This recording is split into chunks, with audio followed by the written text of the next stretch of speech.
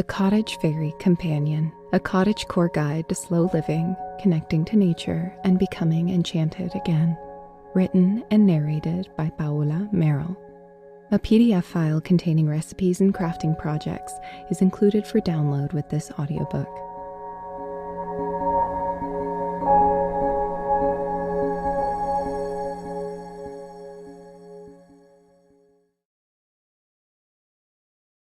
Introduction, a bit about me. I came to the valley in June. It was a quiet place, nestled in the foothills of the Cascade Mountains. The balsam root had recently gone to seed, and the hillsides were fading from a rich green to the soft browns and yellows of a full summer. I'd come to know the seasons quite well over the next several years. Much of it would be a thorough study conducted through the bedroom window of my cottage, where I would sit at my desk and work nearly every day. As I painted or wrote, my eyes regularly checked the view, seeking the curious little moments that revealed some intimate detail about the ever-changing landscape. From that window, I would see my first moose cow, leading her trembling newborn to the lakeside a half-mile's trek down the road. 6 months later, the frigid, clear skies on a winter's night dappled with the brightest clusters of stars I had ever seen. Yet the most rewarding moment by far would be spying a diminutive bluebell growing by my garden fence. It peeped through the chilled ground, a harbinger of spring when my world seems so still and unrelentingly cold. My cottage and I share an intimacy likened to that of two old friends, though we haven't known each other for long.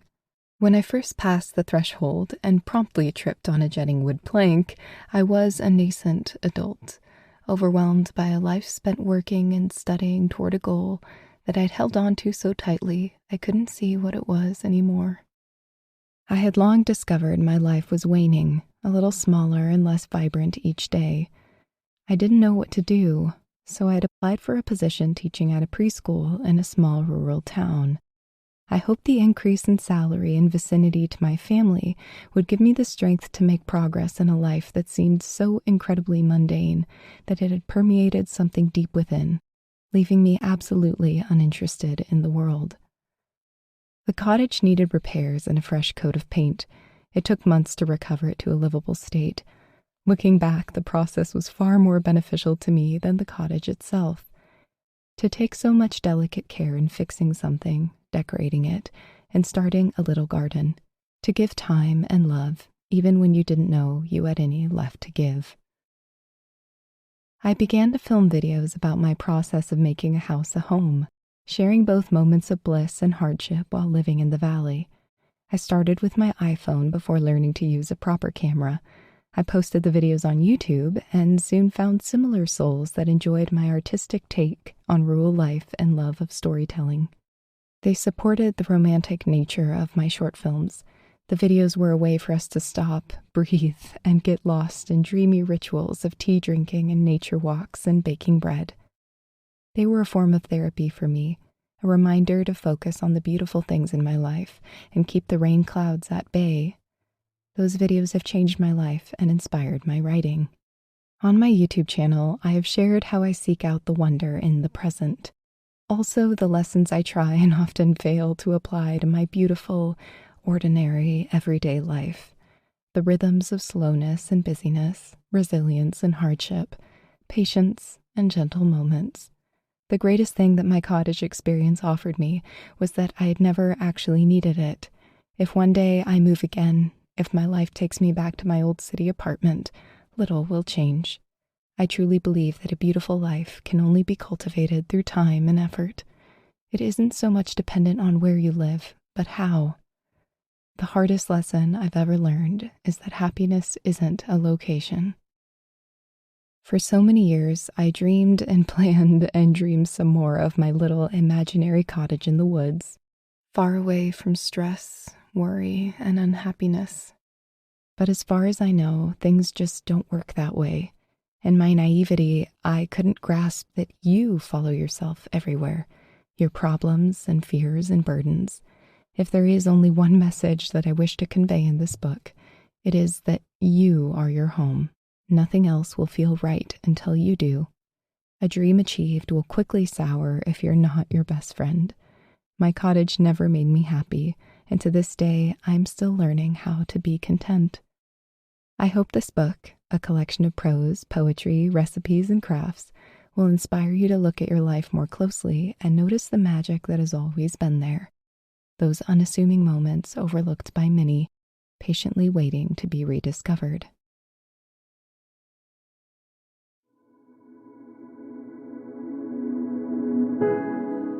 Spring. Busy days are good days when followed by quiet moments. Sit for a spell and remember why today, joyful or bittersweet, is more alive than any other day.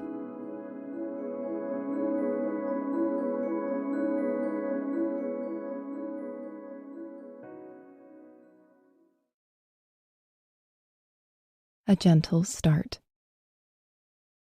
Spring will always be my favorite time of year. I didn't notice the change of seasons much when I lived in the city, which I now realize was due to a lack of observation.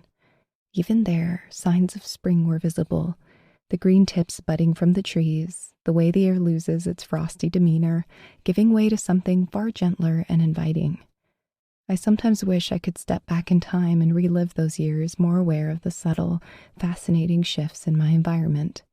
Transforming my experience of daily life was a slow process, not a grandiose change that happened overnight. Instead, it was a sweetness that seeped into my world, bringing a warming sense of purpose along with it. To spend the days with the goal of simply noticing a little more and hurrying a little less.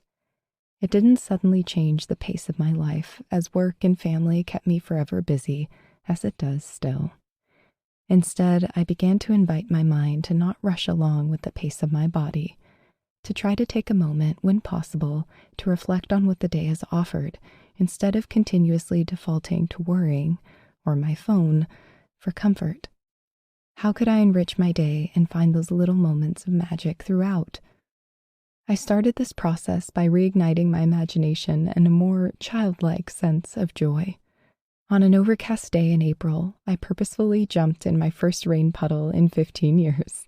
I got mud all over my boots and couldn't help but throw my head back and laugh at my own silliness.